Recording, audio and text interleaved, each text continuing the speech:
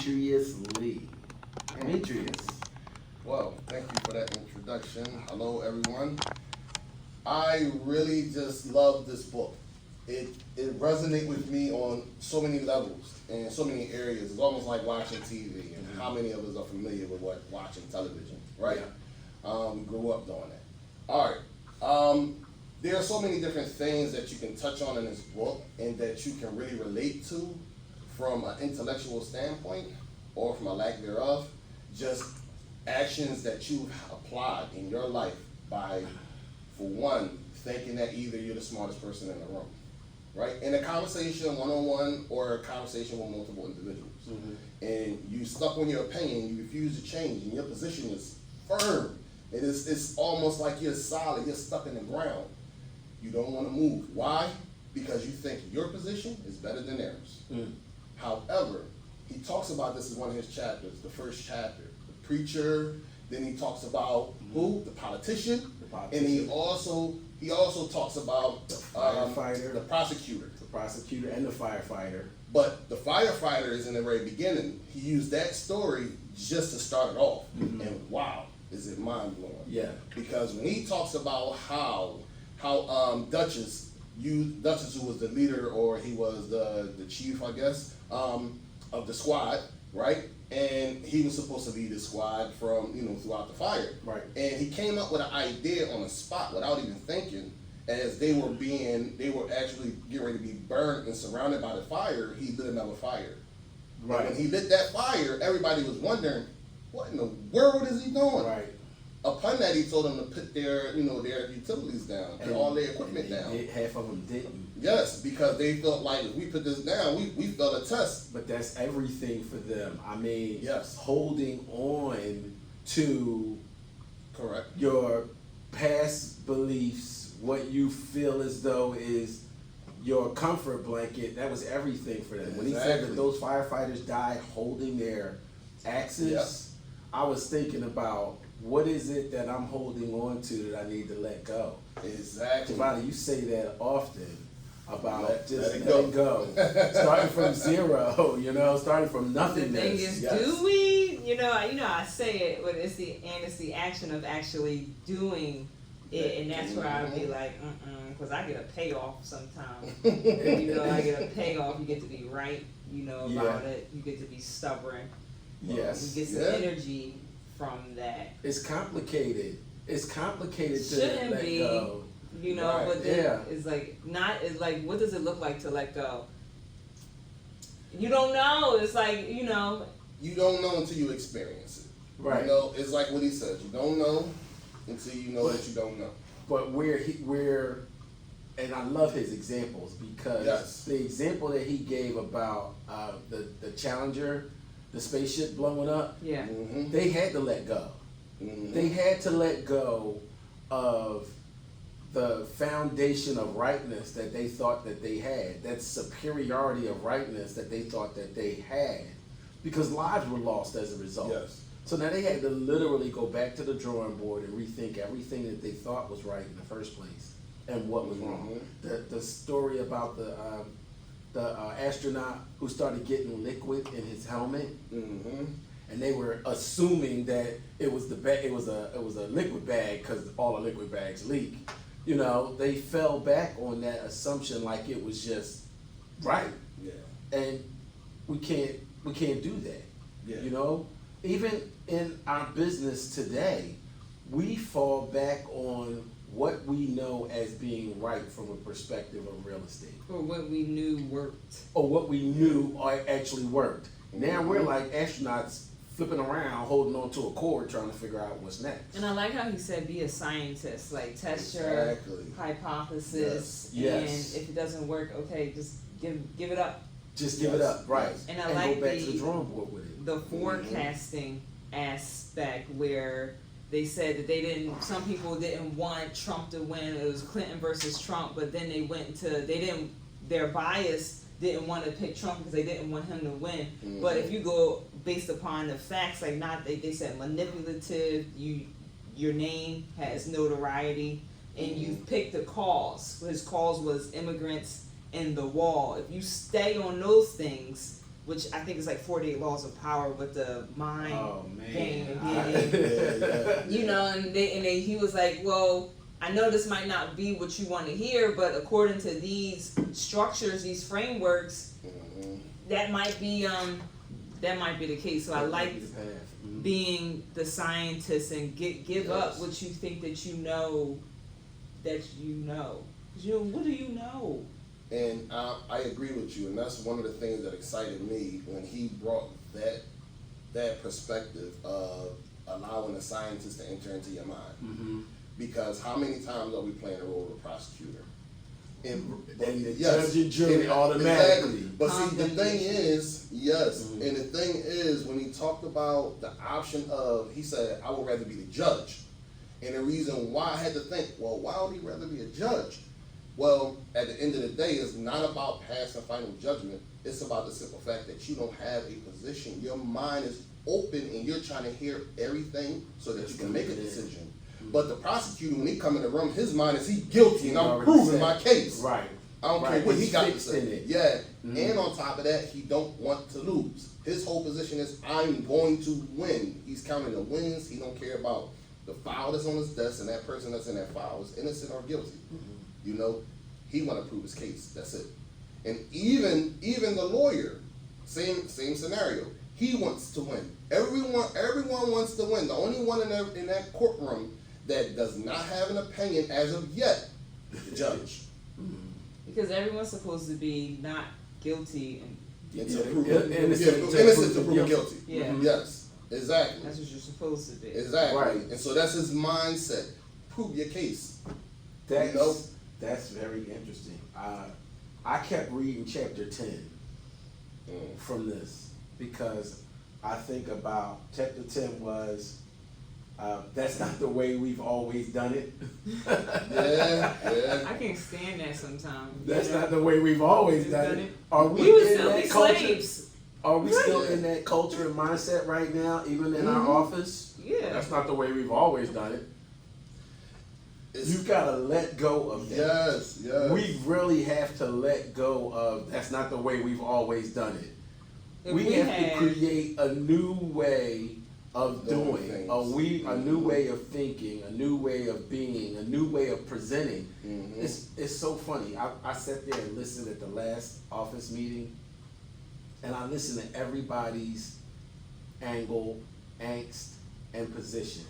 And all I could hear was, that's not the way we've done it in the past. That's not the way we've done it in the past. And I'm like, we have to relinquish that thought and say, okay, let's go back to the drawing board and rethink what we thought we were doing or what used to be the way we did it. Now it is a new way. It's a new frontier now.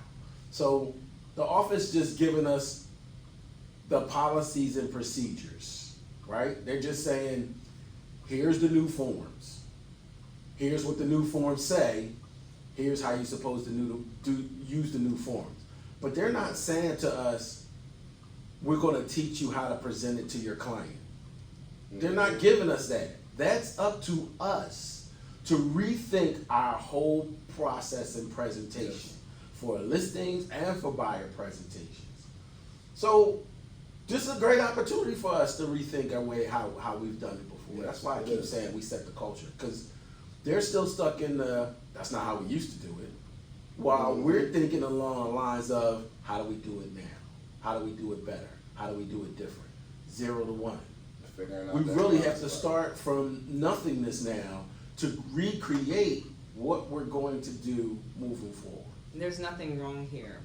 I like coming from that. There's nothing wrong in this, so you don't have to operate in fixing and trying to put it back into what you think it's supposed to be, and we don't necessarily have to give whatever significance. Like, it doesn't have to be significant. There's so many waves, but you choose to give this wave more attention than something else, and now you're stuck, and it's like, oh, it's such a big deal. That's remember the small things, which we're gonna go nuts because bring it down, humble yourself. That is very true. That's a struggle for especially the higher people get in rank and status and power is really hard. because it's a is it like intimidating your power a little bit? He gave the example of Melinda Gates and the thing that the test that she did where she allowed her staff to criticize her, to openly criticize her, and then she sat down and live read their criticisms of her. That was powerful. I do like that. I think that we can implement that in this group too. What's there for me is like give people the opportunity to be completely honest with you, and then see how you deal with. Are you graceful? You know, like are you graceful with it? And it's like inside of like improv too.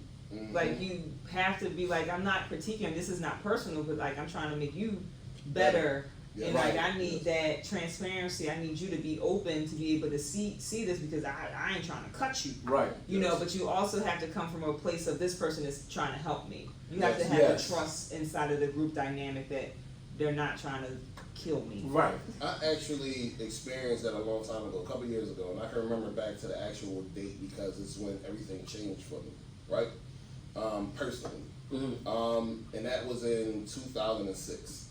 Right, I was around. I've been a professional barber for 24 years, and we was about. It had about 7 or 8 barbers in our shop at the time, and we were all friends, right? And we will always spend a lot of time together. But I've noticed throughout the years that certain individuals, well, they would claim other individuals as their friends, but they would also talk bad about them when they left. You know, and first and foremost, I really frowned upon that, you know. But at the time, I never paid it much attention until one day I had a situation where I had to contemplate and I had to reflect on everything that's been going on in my life. And as I did that, I realized that is something that I hated and despised because how many times did you do it to me? Yeah. How many times out of topic of y'all mockery? Right. You know? And at the same time, how many times do I play into it when they do it to others? Right. And don't stand up. And don't stand up. So right. I implement something with my children. I tell them whenever they're upset or whenever, listen, talk to me, and you don't have to worry about being penalized about what you say. Just be mindful who you're talking to, but at the same time, you can be completely honest, and I won't hold it against you. Right. And I start a timer sometimes like. You got 15 minutes. You need that much time to go in. Go ahead. Tell me, you can't stand what I said or whatever. But what I really appreciate, and thank you for sharing that, because what I appreciated that in him sharing this story was the other side of the coin. How after the employees or the staff was able to openly criticize Melinda Gates, how they actually were able to, it freed them up to go back and criticize themselves and reevaluate some things in their own thinking from their own perspective. It kind of liberated them and gave them permission to be critical of themselves. I had to do that for myself. I can become dogmatic in a mindset and be focused and be like, this is it. We're foraging. We've burned the ships and we're moving forward. Sometimes I might have to think before I strike the match. Yes. And I respect that. And I've seen that happen within myself where I've caught myself before I struck the match and said, wait a minute, hold on. Can I swim this long? Yeah. By myself. Right. Because they might jump ship on me, So, Think Again was a very good book to go back to. Yes. Thank you. I appreciate that opportunity. I got out of it when he talked about process accountability versus outcome accountability. And I'm like, okay. So my new real estate coach said some things to me yesterday that was really interesting more so about process accountability and being able to, from a managerial standpoint, because team leader and manager are two different jobs, two different roles. but from a managerial standpoint, how to implement process and then instill accountability in my team to take on the process, you know what I'm saying, and question it if something is not clear to them, or to help fix it if it's not right, or if it's changed as a result. So now I'm not so dogmatic in, this is the operations manual, this is the best practices policy, these are what we follow. These things are living. As I've always said before, they're living, so they can change. So I appreciate the input for adaptability, but I also rely on them to be accountable to themselves, to be mindful and utilize the processes and procedures that we've established in order to propel their business forward. Do you know what I mean? They still exist for a reason, you know? And it's only to help make them a better agent.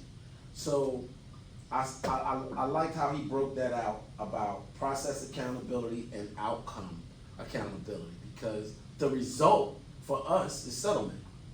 Do you know what I mean? A successful settlement, not just a settlement, but a successful settlement. You know what I mean? Where it's like smooth cooking. Yeah. But in order to get there, you gotta follow the process. Yes. Do you know what I mean? You gotta dot every I, you gotta cross every T. You've seen it. Yes. You know it works. Yes. You know the 45-minute close is a real thing. Absolutely. And you know when you get to that settlement table and everything is done, and you know everything is done, that's the outcome. The outcome is the smile on your client's face. That happiness of, thank you for helping me get there. Thank you for helping me get the keys. Thank you for helping me get rid of this albatross around my neck with this property. Do you know? Absolutely. Those are the finer points. So now I'm looking at, especially now, I'm looking at process. Our process and how we do what we do. So now I'm reviewing with the agents and the staff now on what the process is. How the process has changed as a result of documents changing. What does it look like? What documents are now gonna be required now by the office to maintain best practices for the office? You know, this was good. Sorry, I hit the table again. This was a good book to be able to analyze that, especially in the climate and the culture that we're in right now. Very true. Very true. And multiple times we're thinking again. Like the scientists, they went back like a couple times to like reevaluate their points of view. And I do want to acknowledge your team for their growth. Like Sims is posting his workout plans very consistently. Did you see him? And he invited the office to, you know, to collaborate with him, and you reposted it. So that was like pretty that was pretty good to see like the growth. Teamwork, yeah. Yeah, Yes. and for you too, Champ, you know, to see the growth and the action and stuff. So I heard trust the process, which I never really liked this slogan anyway, but and you used the word process. And I'm just including, you know, trusting the processes, even though it doesn't seem like things are happening. Things are happening. You still got to do the process every single day. You still got to get up and go to the gym. No matter if you don't see the weight change, you still got to keep going. Yeah, it's the consistency of it all. You know, as our elder. Oh damn! Elder, man. Oh shit. So no, but yeah, as our colleague constantly trust the consistency as well, because consistency is major. So there's something that I've been doing here at the office for, I'm probably gonna say the last 8 or 9 months, and I only do it in the men's bathroom. So you know, The napkin, you pay it forward with the tissue? yes, Yeah. it's been. Have you noticed that it's been picking up? You haven't noticed? No, you have an impact on people around I you. have noticed that when I go into the bathroom now, the paper is already down and waiting. Like it's spreading. You know, because new people are coming on our floor now. Yeah, it's a little So crowded. it's a little crowded, yeah. But they are also starting to pick up on that pay it forward mindset. Today in the elevator, like, by golly, if you get on this elevator with me and you don't speak, I'm gonna go out of my way. That's crazy. Weird. I do the same thing. Yes, I speak to people. Hey, how what's up? Good morning. 7 o'clock in the morning. Yeah, Come on, yeah, you're alive. Yeah. I really think that helps me personally when I do that. Like I was with my children a couple of weeks ago, and I spoke to someone as we was walking down the street, and they walked past, and I said, hey, how you doing? And the person didn't speak. So my daughter said, Dad, why do you speak to people all the time, especially people who don't speak back? I said, well, it's not about them speaking back, it's more about me. You can't worry about what other people do all the time. That's not what you're going to, in the end, that's not what you're going to be held accountable for. You're going to be held accountable for your own actions, So you have to focus on what you are doing because it makes you better, So me speaking, even if somebody don't speak back, it allows me to still be comfortable with speaking. Think again inside of that, you gotta worry about what you're doing, no matter, like, I made a black bean burger. I was like, burger, and then I made a black bean burger, which was my first time. Yeah, I was really excited. It's like, when's the last time you did something for the first time? Oh, I made a black bean burger, And then I was like, oh wow, like Ryan's going to the gym, Sims is going to the gym, D is keeping himself in shape, I removed the bun. I was like, I was like, you were bunless. And I was like, we're gonna put lettuce. Like, who am I? And you'd be like, well, this is only for this culture. It ain't for you. Like, who do you think you are? Right? And I was like, wow. Like, where am I? Change?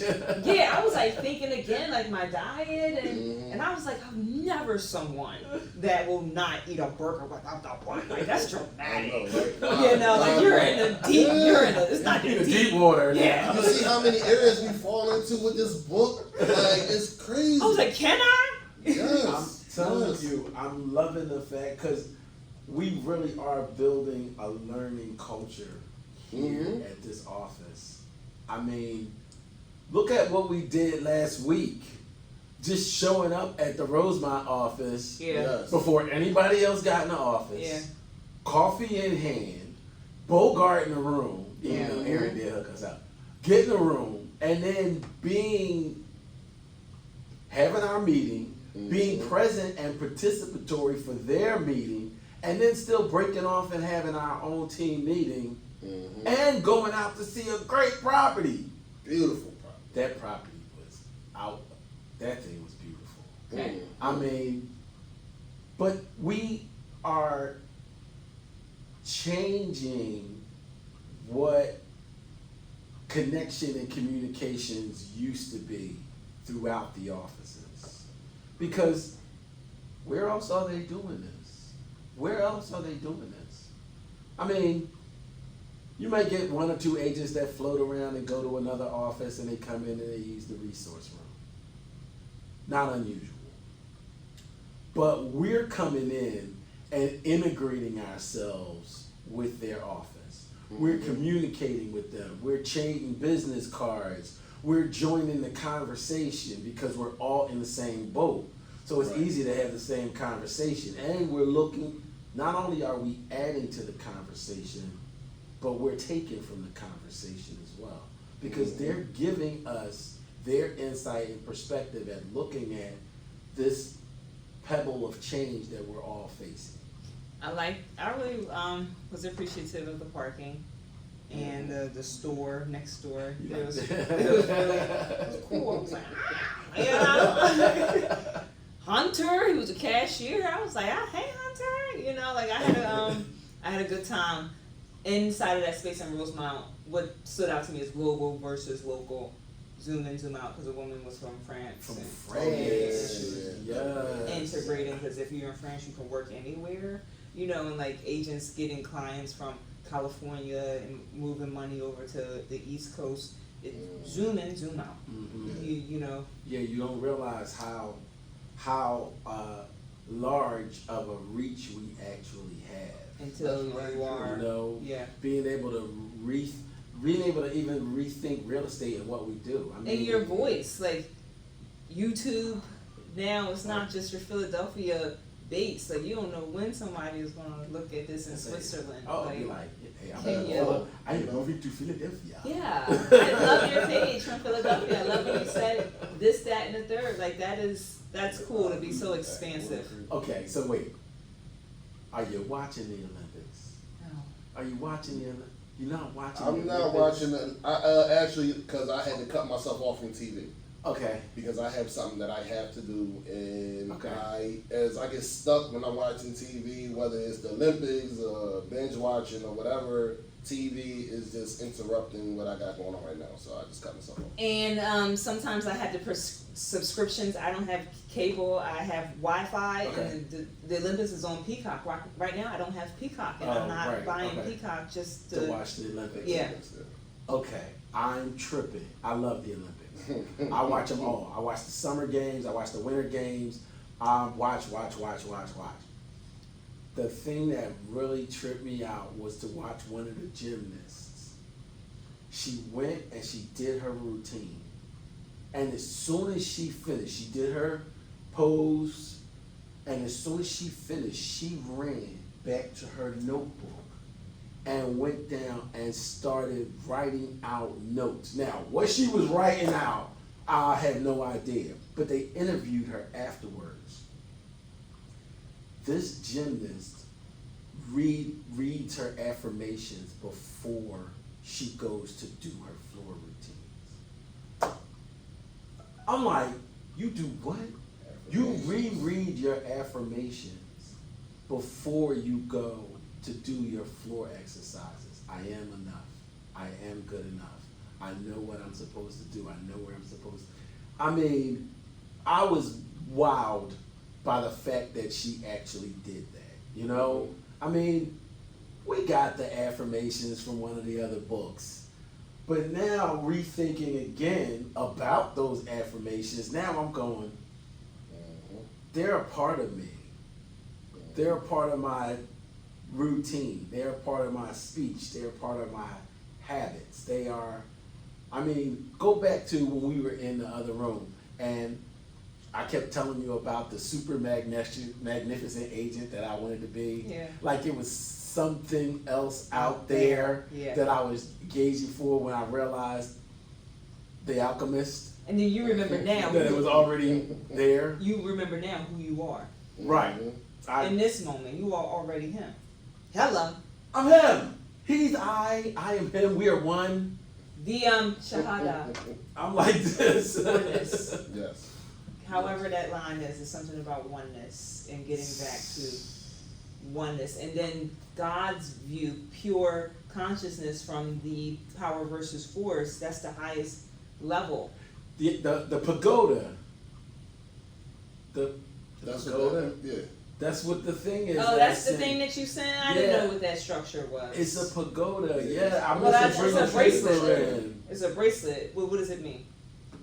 It's the levels of vibration. Right, you go up. Yes. 700, I think, is the It's God's the view. highest. But Chapter 9. Yeah, I love chapter 9, and what's there is I gotta listen to chapter 9, like you said.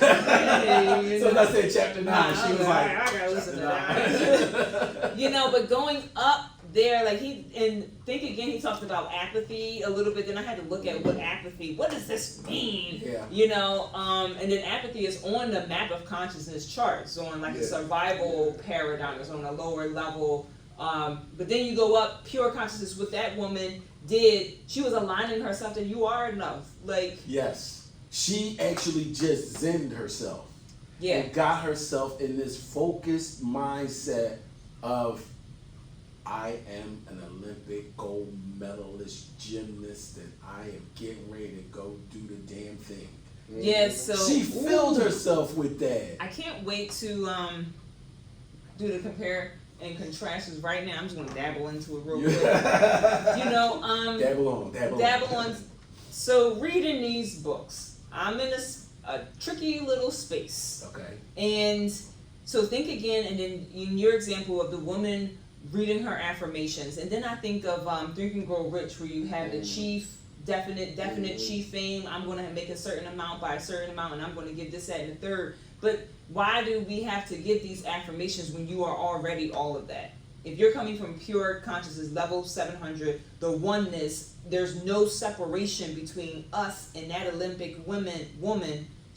You have all of that. You don't need to do these affirmations, because the affirmations is kind of like reiterating that you are already perfect, whole, and complete. So I'm grappling with, like, not just the self-awareness and like, oh, we doing this identity work, like you said, like looking at this big B out there, when it's, you remember now that you are already all of that in this moment. The power now, Eckhart Tolle, you only have this moment, and I ain't gonna be something greater, later. So then we read these self-awareness books to, like we always say, to get back to ourselves, as if we're not, already there. Yeah. I think for me, I use them to ward off evil spirits. I like it. Because the evil spirits are real, and the saboteurs are real, and I can't disrespect the fact that they exist. Yeah. I can't feed them. Yes. Do you know what I'm saying? Yeah. But I can control and manipulate them. And for me, the affirmations give me that power over them. Okay. That strength and that power over them. And I don't know, I love the Olympics because it is the true stepping into who you are. I mean, at that moment, it's the culmination of everything that you work for. It's that one salient moment where the entire world is looking at you, and now you got them to show and prove who you exactly are, who you say you are. Right. You see what I'm saying? And here is that one shining moment. Simone Biles she embodied who she is. She won 9 Olympic medals. That shit don't make no sense. She won 9 Olympic medals. And I mean, you got the whole world watching you. Could you perform that consistently to perfection every time you went on a listing appointment? Yeah. Well, if you imply the reality of practice, and right on top of that, that's one of the things I love about what he mentioned about the imposter syndrome. Because it really makes you, it humbles you. Because instead of you thinking, like, imagine if she had the thought, like, I'm the best in the world no matter what, and just became arrogant. Just stuck there with it became arrogant. Yeah. And now she don't practice. Remember our man, Iverson? Yeah. Yes. When he would sit there, Practice. we talking about practice. I mean, come on, man, we talking about practice. We talking about practice. And there's no doubt he was nice, but however, we're still talking about practice. Yeah. Yeah, we're still talking about practice. He had a very strong imposter syndrome. He suffered from that because he thought he was greater than he really was. So much so that he didn't have to practice. So much so that he was inside of his identity. Right. You gotta lose yourself in the music. Eminem, Yeah. like, you gotta lose yourself. And I like that they said Simone was having fun. She seemed like, yeah, I think she that makes, really was having a great time. I think that makes a difference if you're not trying to, like, I better win. It just shined through, Yeah. Her authenticity was just brilliant. Watching her, That's pretty like good. she went up there and no fear, you know what I mean? Or didn't show it. No hesitation. Yeah. She got up on the beam. She did what she was supposed to do. She executed her routines and she got off. Yeah. Do you know what I mean? Yeah. I want to be that at peace and brilliant on every appointment I go on. Where I walk in with this, and it's not about whether I get the listing or not get the listing. That's a goal. This is just about being authentic B, going in and being the professional that I know that I am. Coming out with the document signed is gravy. You know what I'm saying? That's gravy.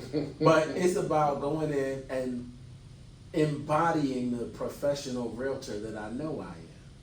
That's more so, that's everything. Yeah. That's everything. He talked about building psychological safety. So I said, what is psychological safety? It said fostering a climate of respect and trustworthiness or openness where people can express concern and fear. It can express concern with fear. I keep going back to the whole story about Belinda Gates because I can't help think that these book club meetings truly create the culture or recreate the culture of the office. Because right now, in my mind, most of the agents run around like chickens with their head cut off. Because they really don't know what's going on. I got a call from an agent yesterday, and I told him I was going to all 3 of the meetings that were taking place this week about the documents change. And the agent said to me, oh yeah, well if you get any good information from it, send it my way. What? You mean you ain't going to you haven't attended the meetings? You're not a part of the conversation? You're not in a culture? I look at the agents that don't come to the meetings. Yeah. What are they doing? Like, what do they plan to do? How do they plan to do it? You know? Yeah. We are setting the pace and the tone for this thing. I keep saying that. And because we are not afraid to rethink the conversation, we're not afraid to reevaluate our processes. We're not afraid to implement change. Do you know what I mean? We going in this thing 10 toes down. Yeah. 10 toes down. Right. Okay, it's 8:40, so you know this is the point, even though Javada jumped the gun a little bit. But this is the point in book club, and I don't know if I necessarily want to contrast rethink again. Because I think you can take think again, and then apply it to every book that we've read. Absolutely. So there's a way to contrast it. Let's compare it. So let's compare it to a book that we've read. I've compared it to several books. One of my favorite books is, as we always know, Atomic Habits, right? And the process of developing those little habits, those small habits, they lead to big goals, right? But in order to become consistent with those small habits, you have to rethink. You have to think again, because we be thinking, listen, I ain't gotta keep on doing that. I did it already. I did it 1,000 times. If I did it 1,000 times, I did it more. However, I'm done. I perfected it. I'm cool. So you have to, in that moment is when you have to rethink, because even though you did it 1,000 times, have you accomplished your goal? How far are you away from accomplishing your goal? How far are you away from it? Yes. Yeah. And like my favorite person, one of my favorite person in the world, Javada, she always says, you know, you have to be in the moment. So I'm in the moment when I'm thinking about these goals and these habits, you know, and these small habits and how they're going to lead to that major goal that I have planned. Thank you for that. I am excitedly going to go with The Richest Man in Babylon. One of my favorite books. Okay. I really think that I know that I need to go back to that book. I get to go back to that. I don't need to do anything. What's there for me is think again. Richest Man in Babylon, pay yourself first. And I'm paying myself by rethinking who I know myself to be. Because I can dismantle that and create something higher, I guess, you know, not coming from the past, but dismantle who I knew myself to be and the thought patterns. So The Richest Man in Babylon, pay yourself first. I had two books. The first one I've been reading now for about a week, which is Ego is the Enemy. Yeah. And I told you about my challenges with ego, so I had to really rethink my ego.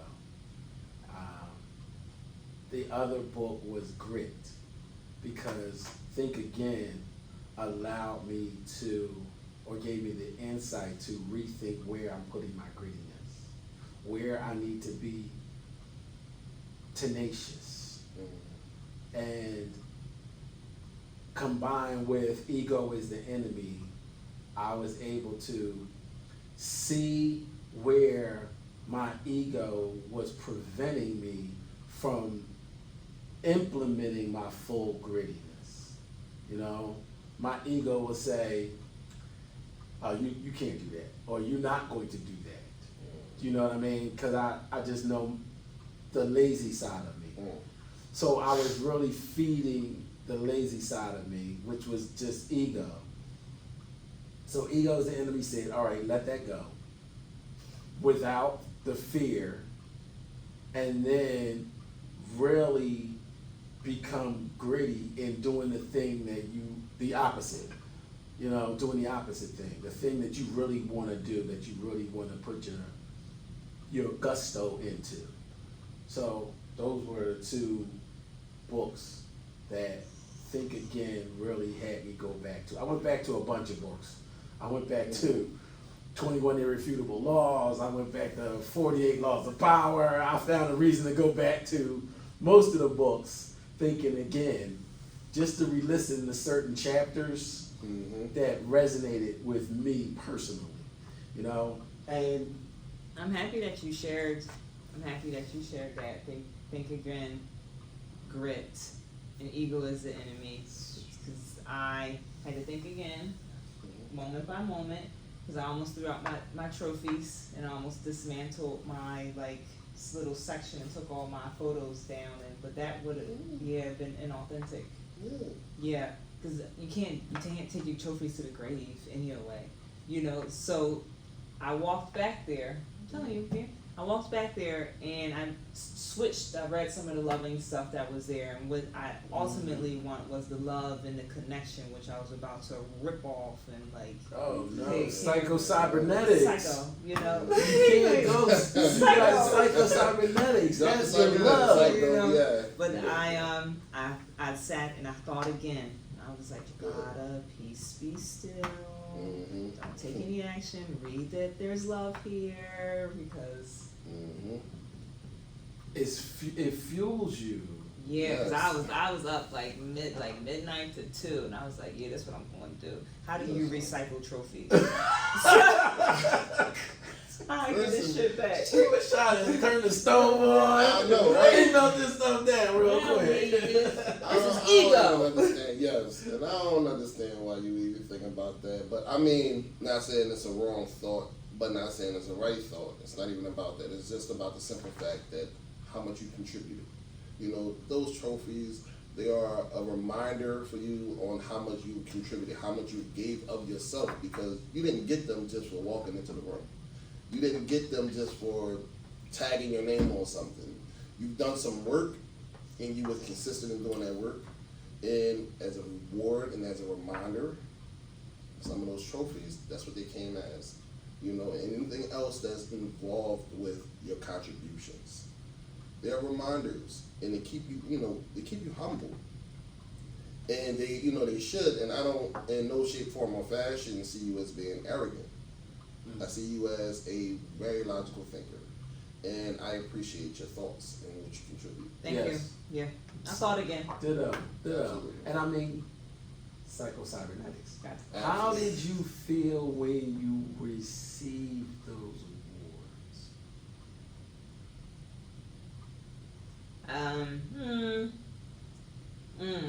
Tired probably, because you had to work for it. But also I had a dream, and in the dream, Kim Thomas, and it was a woman, Jess Shogun, that used to be here. They were making something for my birthday, and they was making a poster, and I was like, oh, that's pretty cool. And there was another. I went higher up on the floor. Someone that I tried to avoid, but then they saw me and I waved. But then I went higher up, and there was a room, and I was like, oh, this is great. It was my room or something. And I felt like I went through the stages, but on the bottom stage, people, you go to a basketball game and they hold your sign. That's what I thought they were doing. But how did I feel when I got, at the root, at the base, at the bottom? It was nice. It was love there and celebration. But I don't That's Tired what psycho-cybernetics says, though. Go back and really analyze how you felt in that moment. Like for me, certain things I had to like write out what was going on in my life. And then in writing it, I found the joy. He said, live inside of that to propel yourself forward. That had to be a monumentally exciting moment for you at that time. I think it was like more like a finally, you should have been had it. But you know, I'm better now with self-condemning and like, you know, you should have been did this, Javada. Like, come on, like hurry up, you know, but I'm better now. But you know, fair. Okay. Fair. Okay. I think about like, I don't know, I had to go back to my days of playing drums, of drum corps, when I was with Police Athletic League, Drum and Bugle Corps. And our wins, when we would go to competitions, and the overwhelming feeling, I mean, it's 100 kids in the band. Do you know what I mean? It's 100 kids in the band. And then there's like 30 instructors. So when we won, it was huge. You know what I mean? Like everybody was like, yeah! And then you had your friends and family in the stand and everybody was cheering for you. So it was this wave of excitement when we won anything. There was nothing ever quiet about anything we ever did. I go back to that and think about the cheers and the love that I got from the instructors, because I was 14. You know what I mean? I was 14, 15 years old. So this was all completely new for me, you know? And to feel that level of accomplishment at that young of an age, I use that energy and that excitement to propel me to the next thing. Because I'm looking for cheers. I'm always like, yeah, it's gonna be some cheers at the end of this. I'm like, it's gotta be 100 people getting ready to run in this room when I close this settlement, you know? But I use that same level of excitement and happiness, you know, to propel, even to finish my settlements and the title clerk is happy, is overwhelming. Like, thank you, Brian. We really appreciate your work. This was really nice. It was smooth. It was easy. Good job. And then they going about their way. I'm like, absolutely. I feel really good. Or like in my lodge, when I've done good work in my lodge, and the brothers are standing around like, you know, giving me the silent clapping applause from grown men, you know. Yeah. That's a real different, weird feeling, you know. But I love it. Yeah, absolutely. You know, and I use all of that for every moment, you know. I mean, I could trip on something outside and be like, "Ooh, remember this?" And then we'll crack up at myself and be laughing. I tell you, I'm the funniest person I know, because I can find the weirdest things to look at and be like, yo, remember that? Yeah. And just start laughing about it. I'm using all of that.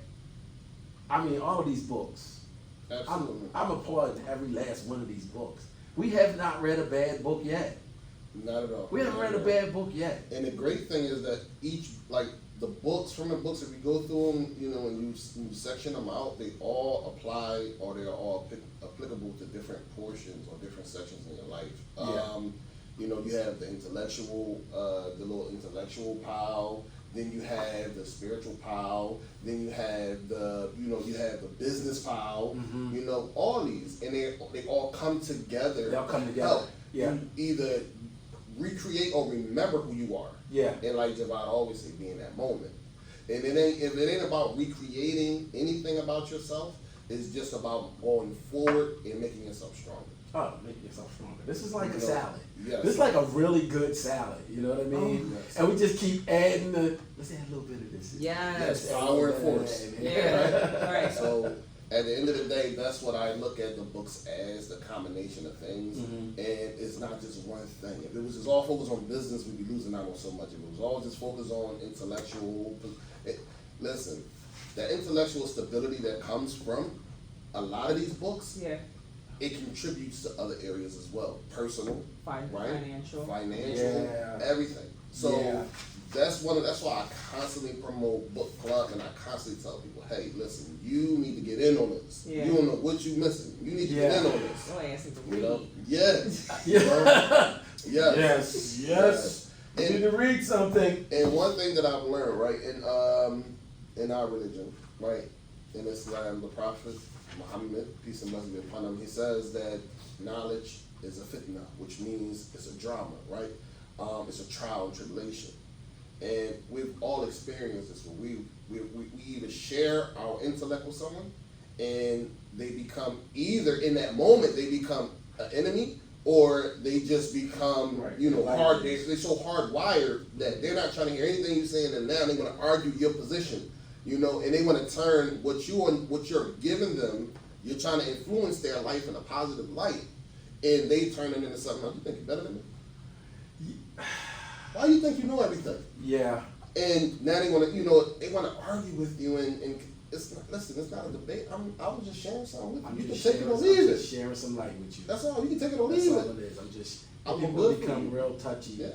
Yeah. It's hard and interesting being able to share Yes. the goodness of whatever you got and wherever you got it from with Yes. somebody else who's already hard coded and calcified into anger. Calcified. Yeah, it's really hard to really kind of soften their heart with some To accept. information. Yes. You know, because this is good stuff. Yeah. You know what I mean? And we leave here charged. Yeah. And we want to go back out there and share with them what we've Mhm. gotten just sitting in here for 50 minutes or so. It can be a battle because other people's whatever can weigh on you and wear on you and become a part of you. It's like, what's that slime? Where it can just like ooze onto you and then connect to you, and all of a sudden it's like a part of you. Yeah, that's some real. Yeah. That slimy stuff is some real stuff. Yeah. Yeah, so I appreciate book club because we have a chance to cleanse ourselves. You know, I look forward to it because we have a chance to have these riveting conversations. You know, and insight. You know, I get to look at books from different perspectives talking to you guys. You know, I love that because it opens my eyes to a point of view that I didn't see before. You know, it really opens my eyes to the blind spots that exist, Mhm. that are all around us. You know, And we have many blind spots. there are many blind spots, and to be naive to act like they don't exist is only a downfall for myself. It's a blind spot. It's a blind spot in itself, right? Exactly, and it doesn't help in the trajectory of growth that I aspire to. So Yes, I thank yes. you both. I thank you too. Likewise. This has been another riveting episode of Building Brilliance Book Club. I appreciate you guys. I'm the host, Brian Wilson. I have with me Javada Hill. and Demetrius Lee. next week's book is going to be hosted by Javada Hill. Woohoo! And we are going to be going through Don't sweat the small Don't stuff. Sweat the Small Stuff. Yes. Don't Sweat the Small Stuff. Yes. I'm excited about that book. I am too. Yeah, I'm Yes. looking forward to that book. We're going to read that book. We're going to put that up on the book club app. Feel free to download the Audible app and follow us on our Facebook page, Building Brilliance Book Club. We're also on Instagram, Twitter, Facebook, YouTube. We now have a YouTube channel where you can see our past episodes. We enjoy and appreciate your feedback and input. Thank you very much, and see you guys next week. Thank you. See Absolutely. Thank you. Bye. ya. Beautiful episode. Beautiful episode. Beautiful episode. I didn't send you guys the agenda on purpose because I wanted to